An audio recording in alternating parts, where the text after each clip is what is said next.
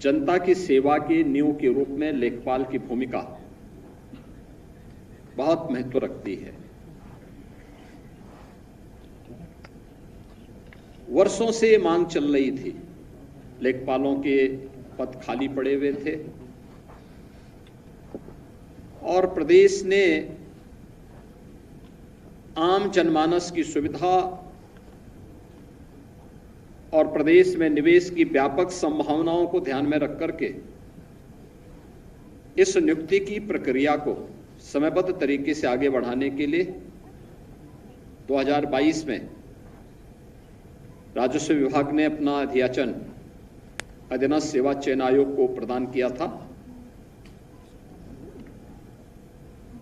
चयन की प्रक्रिया पूरी ईमानदारी और पारदर्शिता के साथ अधीनस्थ सेवा चयन आयोग ने संपन्न की,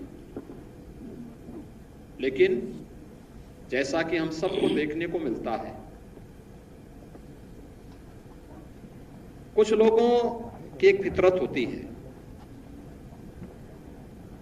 हर अच्छे कार्य में रोड़ा अटकाना, अफवाह पैदा करना, गुमराह करना और कहीं ना कहीं नवचयनित लेखपालों के नियुक्ति पत्र वितरण में भी इस प्रकार के रोड़े अटकाने के प्रयास हुए। लेकिन राजस्व विभाग और अधीनस्थ सेवा चयन आयोग इसके लिए लड़ा और अंततः सुप्रीम कोर्ट से भी फैसला अपने पक्ष में करके आज 7,720 नवचयनित युवाओं को उनकी आकांक्षा के अनुरूप यह नियुक्ति पत्र आज प्रदान हो रहा है। इसके लिए मैं आप सबको बधाई देता हूं। अभी 4,700 और नई नियुक्ति की अध्याचन हम भेज चुके हैं, उसको भी हम बहुत शीघ्र पूरे करने वाले हैं और इस प्रक्रिया के पूरे होते ही 30,837 जो लेखपाल प्रदेश में नियुक्त होने चाहिए उनकी संख्या पूरी हो जाएगी। प्रदेश सरकार और डबल इंजन की ये सरकार युवाओं के रोजगार और उनकी नौकरी के लिए पूरी प्रतिबद्धता के साथ कार्य कर रही है। पिछले 7 वर्ष में आपने देखा होगा नियुक्ति की प्रक्रिया पूरी पारदर्शिता के साथ, पूरी ईमानदारी के साथ, बिना किसी भेदभाव के युवा की योग्यता और उसकी क्षमता के अनुरूप प्रदेश सरकार ने इन कार्यक्रमों को आगे बढ़ाया, जिसका परिणाम था कि 6 लाख से अधिक युवाओं को हमें सरकारी नौकरी में नौकरी प्रदान करने और नियुक्ति पत्र प्रदान करने का अवसर प्राप्त हुआ और आज वे सभी युवा प्रदेश के विकास में अपना योगदान दे रहे हैं। वे अलग अलग क्षेत्र में थे, तो Uttar Pradesh public service commission में था, कोई अधीनस्थ सेवा चयन आयोग से था, कोई उच्च शिक्षा चयन आयोग बोर्ड से, कोई माध्यमिक शिक्षा चयन आयोग बोर्ड से, कोई बेसिक शिक्षा परिषद से, कोई पुलिस भर्ती के रूप में। यानी अकेले हम लोगों ने प्रदेश में 1,55,000 से अधिक तो पुलिस कार्मिकों की नियुक्ति की।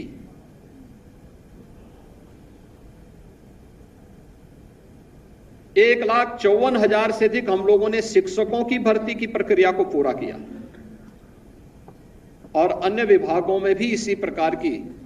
चाहे वह लोक निर्माण विभाग हो, चाहे वह राजस्व विभाग हो, चाहे वह सिंचाई विभाग हो, इन सब में भी नियुक्ति की इस प्रक्रिया को समयबद्ध तरीके से आगे बढ़ाने का कार्य किया गया और परिणाम हम सब के सामने है कि 6 लाख युवा जहां सरकारी नौकरी प्रदेश के अंदर पहली बार प्राप्त किया। इससे पहले एक साथ इतनी बड़ी संख्या में नौकरी इतने कम समय में युवाओं को प्राप्त हुआ हो, ये नहीं देखने को मिला और बिना किसी भेदभाव के। उसके साथ आरक्षण के नियमों का पालन करते हुए, योग्यता और उसकी क्षमता के अनुरूप उसकी प्रतिभा का सम्मान करते हुए जब चयन की प्रक्रिया पूरी हुई तो आज वो युवा अपनी प्रतिभा और अपनी योग्यता का लाभ प्रदेश को दे रहा है। 2017 के पहले क्या होता था? ये जो भर्ती आधे लेखपालों के पद खाली पड़े हुए क्यों पड़े हुए थे? क्योंकि भर्ती नहीं होती थी। भर्ती की प्रक्रिया में तमाम होल थे। भर्ती की प्रक्रिया को पहले ही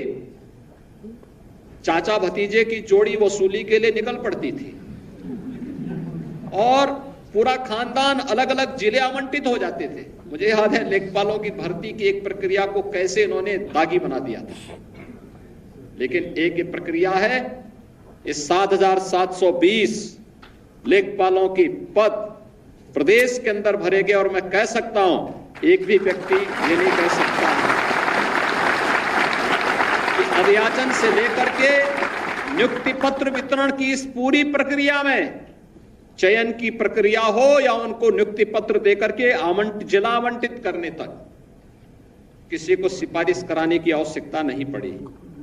किसी को यह कहने की आवश्यकता नहीं पड़ी साहब हमारी तैनाती हो जाए, क्योंकि उसे मालूम है, उसे विश्वास है और युवाओं का विश्वास हमारी सबसे बड़ी पूंजी है। क्योंकि इस युवा के लिए ही सरकार पूरी ताकत लगा रही है, जिससे उसके उज्जवल भविष्य के माध्यम से हम प्रदेश के विकास के पथ को अग्रसर करके उत्तर प्रदेश को देश की सबसे बड़ी अर्थव्यवस्था के रूप में स्थापित कर सके।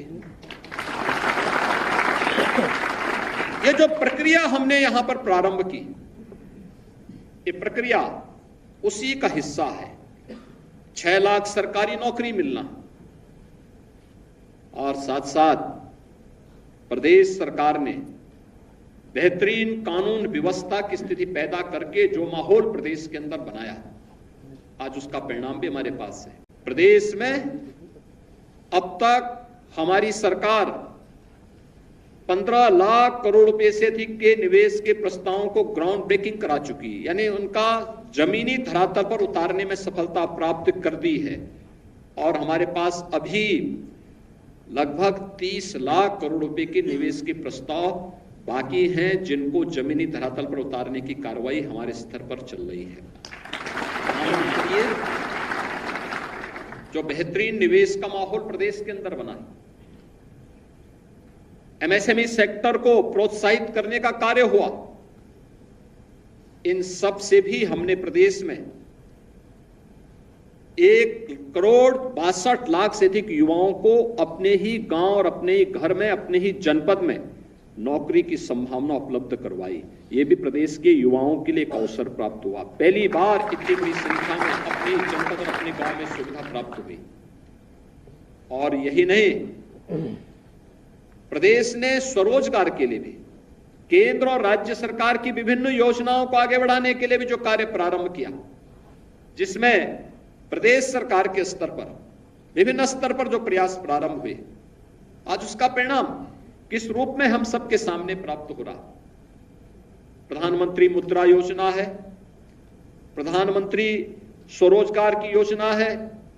मुख्यमंत्री युवा स्वरोजगार की योजना है, 1 डिस्ट्रिक्ट 1 प्रोडक्ट की योजना है, प्रदेश के अंदर विश्वकर्मा श्रम सम्मान और केंद्र के स्तर पर पीएम विश्वकर्मा जैसी योजनाओं के माध्यम से भी हमने प्रदेश में 62 लाख से अधिक युवाओं को स्वतः रोजगार के साथ जोड़ने का काम भी प्राप्त यहां पे प्रदान किया है। आज इसी का परिणाम है अनएम्प्लॉयमेंट रेट यूपी का तेजी के साथ नीचे गिरा है और अधिक से अधिक मात्रा में युवाओं को नौकरी